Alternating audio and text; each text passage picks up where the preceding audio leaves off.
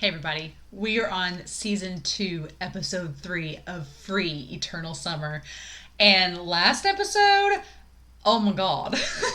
I may be a Sosuke stan, I'm just saying. There's just something about this tall, dark, and handsome dude that I'm like, I don't know. I don't know what it is, Sosuke, but I'm kind of on board with you. Like I said last episode, I think it's just the fact that Rin's been in such a great mood this season so far. And I like seeing Rin in a great mood. I like seeing him happy and actually being a leader and being a competent human being instead of the angst king that he was in season 1. I'm sure that there's going to be more angst. We're going to go back to his angsty days. I'm sure that's going to happen because it's free. But I'm just happy where he is now. I'm happy we have Momo, the captain's younger brother, joining the team, doing the backstroke. He's hilarious. Notori being as apologetic as ever. I'm glad that he's doing the breaststroke now, which I find funny. I'm like, did they just make you do it because you're like small like Nagisa? I'm like, but anyway. So I'm pretty excited to jump into this third episode. I am curious. We're setting up lots of things of post high school for Haru and Mako and Rin, and then Sosuke says he's been scouted, I'm assuming by a university, so we're getting stuff set up with them. But then whereas Rin's high school has no problem finding first years, we still have the problem that nobody new has joined Iwatobi. And that's problematic for Rei and Nagisa because they're like, we need at least 2 more people to join next year or we're not going to have a swim club. It's like, So I'm really curious if we're going to meet some new characters this episode. This episode is called The Butterfly of Farewell. So I'm like, why are we saying that? That title throws me off. So I don't know, y'all. But anyway, thank you all so much for watching these reactions of Free with me. Season 2 so far has been pretty good, and we're only on episode 3, so I'm curious to see where we go to. But we're going to go ahead and start and watch episode 3 of Free Eternal Summer, and we're going to start this bad boy here in 5, 4, 3, 2, 1. Let's go.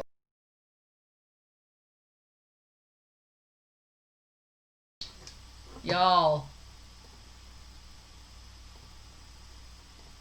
That was so good.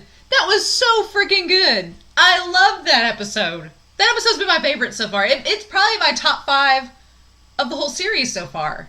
I loved that. Because it's... I said it in season 1, but Nagisa was the foundation of the Iwatobi Swim Club. Like, Nagisa got the gang all together. He got Rei recruited. He did all the work, getting the paperwork ready. Like, he's been such a foundational member. But in terms of emotionally connecting the team, Rei has done so much work. Like, Rei... And I find the connection between Rei and Rin so cool. Like, I never thought starting this series that I would picture Rei and Rin as characters interacting a lot. I'm like, oh, they'll probably talk to each other like once or twice. Because Rin doesn't interact with Nagisa very much, so I thought it was going to be that same thing. But no! Rei and Rin have this really cool friendship because they're both... I talked about this last season. They're both outsiders, kind of in a sense, because Rei was the outsider coming into this group of 4 guys that knew each other and joining the team at Iwatobi. And Rin was the outsider because he's no longer with Iwatobi. He's with Samazuka. So they have a lot in common, even though they're such different personalities. But the fact that friendship that started with Rei and Rin last season, it was kind of a friendship born out of competition. Because Rin was like, oh, you're the new guy? And Rei's like, yeah, I'm the new guy. And that rivalry has kind of blossomed into this friendship between the two of them. And the moment that you realize that Rin's been helping Rei as a friend, it's like my heart swelled. Like, that was so heartwarming. I'm like, oh, Rin's matured and grown so much this season already and becoming a leader. And it's like, And I love that he tells Sosuke, he's like, I want to help him because he's my friend, but also helping him makes me want to work harder. It's kind of like in Haikyuu, Tsukishima and Hinata. Tsukishima and Hinata are very unlikely teammates and partners in a sense because they're teammates. They have to work together, but they have very differing personalities. But Tsukishima admits, he's like, watching Hinata work hard makes me want to work hard too. as much as he hates to say it. And Rin's kind of like that same way here. Like, Ray working hard makes him want to go even harder, too. And I like that Rin got bottom bunk, that he made Sosuke go to the top bunk. Also, Sosuke, I feel like Sosuke has a little bit of insecurity, kind of like what Rin had last season. I'm seeing a little bit of the parallel where Sosuke is kind of now... Sosuke's like, well, you're just really good friends with them, aren't you? I feel like Sosuke's maybe a little selfish, a little greedy. Like, he wants Rin all to himself. He doesn't want to share Rin and his friendship except with their teammates. And so I feel like him seeing, like, he makes a comment, he's like, oh, you're helping him again, huh? Like, and oh, Haru, huh? Like, I feel like he doesn't like to share his friends. And so I'm wondering next episode, since we're getting backstory, if maybe Rin was Sosuke's only friend, and then when he left Sosuke to go to Iwatobi, Sosuke may have felt betrayed by that. Like, oh, you left me to go hang out with these other guys? You like them more than me? Which clearly he doesn't. You can have lots of different friends from different points in your life, and they can all mean the same to you. But, oh my gosh. So I'm curious to see what develops between Sosuke and Rin next episode, to see their backstory, to see more of that. And then Momo. I feel for Notori, because I said this in the episode. I feel like Notori had this very senpai, notice me senpai dynamic with Rin, but Rin's a very quiet person. Like, he's sitting there reading on his phone, lounging around eating cookies, and then here comes horny Momo that was like, oh, what's this? And it's like, oh, dude, you thought those cookies were from Go. That's why you wanted them. But surprise, they're from Ray. And you're like, oh, it's not the same. But Momo is such a ball of energy nonstop that I'm sure Notori is like, why do I have to room with this? Why can't I go back to the quiet days with Rin? I miss those, and I can totally relate. But,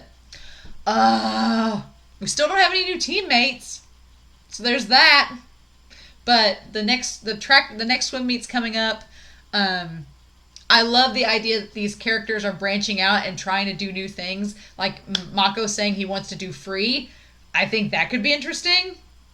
And Haru's like, well, wait, what am I going to do if you do that? I don't want to swim anything but free. So I'm curious where that goes. But the fact that Ray's like, well, and that's a really good point Ray makes. If Haru and Mako are gone next year, Nagisa will probably still do the breaststroke. But what if they get players on their team that are good at the butterfly?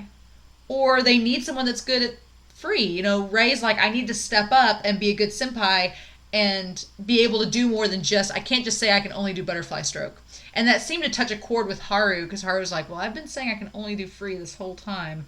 I'm going to add relay to that, but...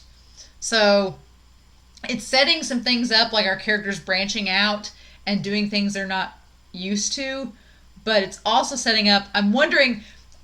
I'm still on the Sosuke thing. I'm wondering if Rin is going to have to take a page out of Haru's handbook and Ray's handbook and be like, look, Sosuke, I'm your friend, but I'm also friends with these guys, but that doesn't mean I'm less friends with you.